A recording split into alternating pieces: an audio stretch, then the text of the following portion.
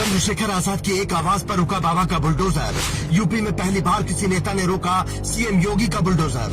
आधी रात में बुलडोजर के आगे अड़ा दिया सीना, गजब बवाल। उत्तर प्रदेश की राजनीति में 19 जून की रात को कुछ ऐसा हुआ जो आज तक नहीं हुआ। जब से यूपी में बीजेपी की सरकार आई है और बुलडोजर का कहर बरपा है, तब से किसी विपक्षी नेता में इतनी हिम्मत नहीं हुई कि उसे रोक सके। लेकिन चंद्रशेखर आजाद की एक आवाज ने वो भी कर दिया, जिसके बाद लोग कहने लगे हैं कि 2027 में चुनाव योगी वर्सेस चंद्रशेखर आजाद होगा। पहले आप चंद्रशेखर आजाद के सांसद प्रतिनिधि विवेक सेन और पुलिस अधिकारियों के बीच की तल्ख बहस देखिए, उसके बाद पूरी कहानी समझाते हैं। हर चीज देखो यार, एक सीमा तक सम्मान कर रहा हूँ तो आप अपमान करो, लाठी बजाओ, ले जाओ। यह तमन्ना भी पूरी कर दूंगा गलतफहमी होगी तो। विवेक अरे भाई फोन ले लो, गलतफहमी में न रहो। अब भाषा सुनो, हमसे लैंग्वेज संभाल के बात करना। सुनो यार, काम न बोलना मुझसे। जो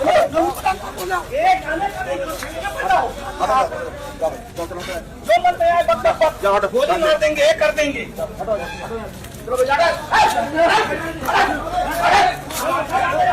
दरअसल धामपुर में नासिर बाबा की प्रसिद्ध मजार है, जिसमें लोग बड़ी आस्था रखते हैं। लेकिन मजार के पास रहने वाले कुछ लोगों ने एप्लीकेशन लगा दी कि मजार के अंदर से हमें रास्ता दिया जाना चाहिए। बस फिर क्या था, प्रशासन को जैसे मौका मिल गया। आरोप है कि बिना किसी नोटिस के अधिकारी रात में मजार पर बुलडोजर लेकर पहुंच गए। जैसे ही ये जानकारी चंद्रशेखर आजाद को मिली, उन्होंने तुरंत अपने प्रतिनिधि विवेक सेन को वहाँ भेजा और कहा कि किसी भी हाल में बुलडोजर नहीं चलना चाहिए। इसके बाद विवेक सेन ने बुलडोजर के आगे मजार के गेट पर अपनी गाड़ी लगा दी और प्रशासन से पूछा कि आदेश दिखाइए, लेकिन उनके पास कोई लिखित आदेश नहीं था। वहाँ लगातार लोग जुटने लगे, भीड़ बढ़ी और विवेक सेन ने पीछे हटने से इनकार कर दिया। तो प्रशासन ने उनसे कहा कि ठीक है, हम आज रात में कोई कार्रवाई नहीं करेंगे। ये सारी बातें हुई और जैसे ही सांसद प्रतिनिधि घर की तरफ चले, प्रशासन ने पिछले गेट पर लाइटें बंद करके बुलडोजर चला दिया। इस पर विवेक सेन भाग गए और वहीं धरने पर बैठ गए। रात भर वो मजार की सुरक्षा में तैनात रहे,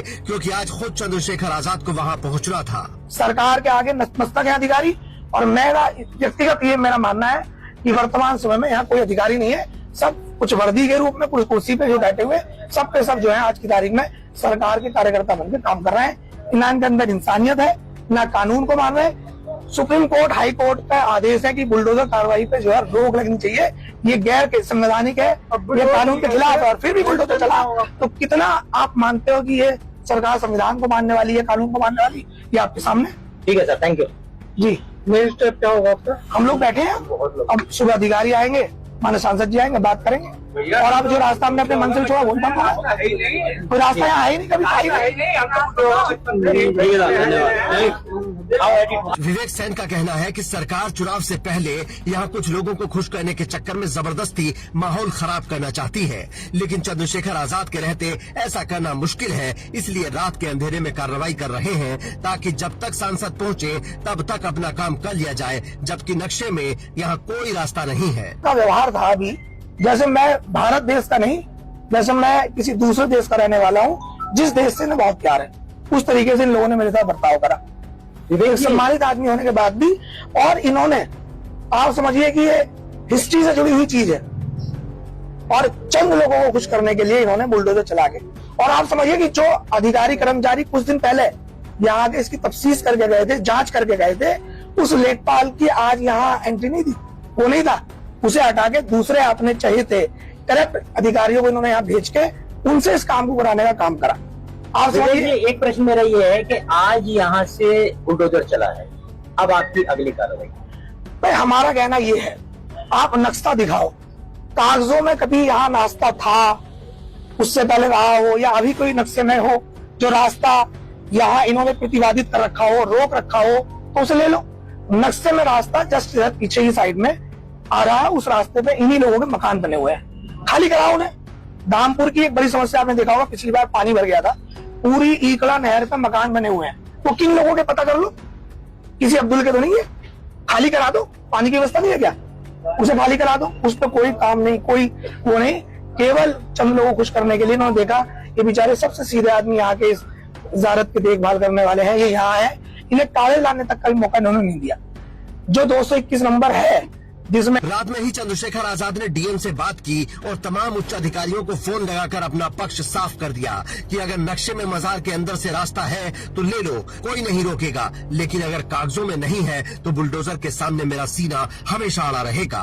आपकी ताकत के बुलडोजर को रोकने के लिए हमारे पास 56 इंच से भी चौड़ी छाती है। आगे जो भी हो, लेकिन चंद्रशेखर आजाद ने एक बार फिर साबित किया है कि मुसलमानों के लिए जो काम वो कर सकते हैं वो कोई 90% वोट लेने वाला नहीं कर सकता। ईद की नमाज पर भी फानूस बनकर रोड पर खड़े हो गए थे और अब मजार पर बुलडोजर चला तो एक बार फिर अपना सीना अड़ा दिया। क्या अखिलेश यादव मुसलमानों के लिए ऐसा कर सकते हैं? अगर नहीं तो मुसलमानों को सोचना होगा कि उन्हें अपना वोट किसे देना है। बाकी आप कमेंट करके चंद्रशेखर आजाद के काम पर अपनी राय दीजिए और स्टोरी को इतना शेयर कीजिए कि अखिलेश यादव तक पहुंच जाए और उनको समझ आए कि मुसलमान किस तरफ जा रहा है।